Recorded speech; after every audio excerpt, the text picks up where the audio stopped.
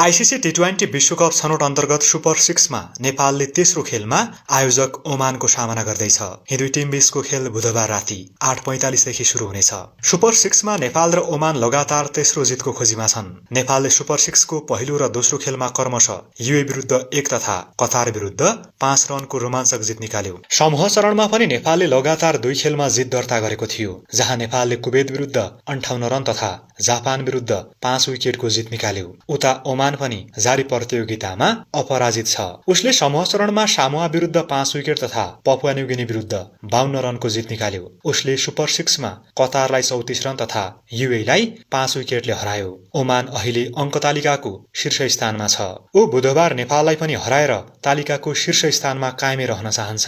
यता तालिकाको दोस्रो स्थानमा रहेको नेपाली टिम ओमानलाई हराएर 1 खेल अगावै विश्वकपमा स्थान सुरक्षित गर्ने योजनामा छ। बुधबारको खेल विश्वकपमा स्थान बनाउनुका साथै छनौट प्रतियोगिताको उपाधि जित्ने मामलामा पनि महत्वपूर्ण छ। यो खेल जित्ने टोली नै प्रतियोगिताको च्याम्पियन बन्ने सम्भावना छ। त्यसकारण नेपाली टिम ओमान विरुद्ध अनिवार्य जितको खोजीमा हुनेछ र नेपाल सन् 2023 को विश्वकप छनौटमा सुपर ओभरमा बेहोरेको हारको बदला पनि लिन चाहन्छ। यद्यपि त्यो रोमाञ्चक खेलपछि नेपालले ओमानलाई लगातार 2 खेलमा हराएको छ। नेपाली टिम बुधबार ओमान विरुद्ध जितमा ह्याट्रिक गर्न चाहन्छ। जारी प्रतियोगिता अघिको वार्म अप म्याचमा 6 विकेटको सहज जित निकालेकाले पनि ओमान विरुद्ध नेपाली टिम खुलेर खेल्ने सम्भावना छ। हालसम्म टी20 मा नेपाल र ओमान बीच 8 वटा खेलमा प्रतिस्पर्धा भएको छ, जसमा नेपालले 5 र ओमानले 1 खेल जितेको इतिहास छ। यसरी हेर्दा हेड टु हेड नतिजामा ओमान विरुद्ध नेपाल हावी देखिन्छ। आइसिसी टी20 वरियतामा पनि ओमान भन्दा नेपाल माथि छ। ताजा आइसिसी टी20 वरियतामा नेपाल 17औं तथा ओमान 20औं स्थानमा छ।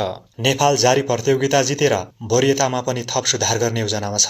यस प्रतियोगितामा नेपालका लागि ब्याटिङमा आसिफ शेख, कुशल भुर्तेल, रोहित कुमार पौडेल र गुलसन झा ठिकठाक लयमा छन्। उनीहरूमध्ये कुशल, रोहित र आसिफ सर्वाधिक रनकर्ताको सूचीमा टप 10 भित्र छन्। उनीहरू ओमान विरुद्धको खेलमा थप उत्कृष्ट प्रदर्शन गरेर टप स्कोररको सूचीमा सुधार गर्न चाहन्छन्। जारी विश्वकप छनौटमा बलिङतर्फ लेग स्पिनर सन्दीप लामिछानेले उत्कृष्ट प्रदर्शन गरिरहेका छन्। उनी अहिलेसम्म सर्वाधिक विकेटकर्ताको सूचीको दोस्रो स्थानमा छन्। सन्दीपले 4 खेलमा 5.93 को इकोनोमीमा 10 विकेट लिएका छन्। उनी बुधबार शीर्ष स्थानमा उक्लिन पूरा कोसिस गर्नेछन्। अलराउन्डर तथा उपकप्तान दिपेन्द्र सिंह ऐरीले पनि राम्रो बलिङ गरिरहेका छन्। उनले 4 खेलमा 4.80 को शानदार इकोनोमीमा 4 विकेट लिएका छन्। दिपेन्द्रले फिल्डिङबाट पनि प्रत्येक खेलमा नेपालको जितमा महत्वपूर्ण योगदान दिइरहेका छन्। नेपालले ओमान विरुद्धको खेलमा 2 खेलाडी परिवर्तन गर्ने सम्भावना छ। बुधबार नेपालले सन्दीप जोरा र कुशल मल्ललाई बाहिर राखेर आरिफ शेख र करण केसीलाई मौका दिने सम्भावना रहेको हो। जारी प्रतियोगितामा लगातार 4 खेलमा मौका पाए पनि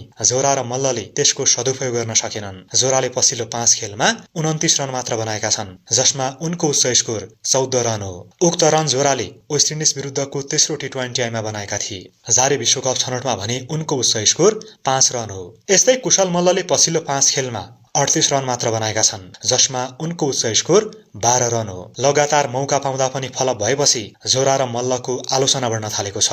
ओमान विरुद्ध नेपालको प्लेइङ 11मा कुशल भुर्तेल, आसिफ शेख, रोहित कुमार पौडेल, दिपेन्द्र सिंह ऐरी, आरिफ शेख, गुलसन कुमार झा, मोहम्मद आदिल आलम, सोमपाल कामी, करण केसी, नन्दन यादव र सन्दीप लामिछानेले मौका पाउन सक्छन्।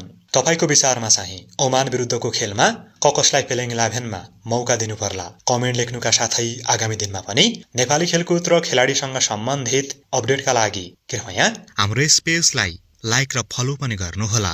धन्यवाद।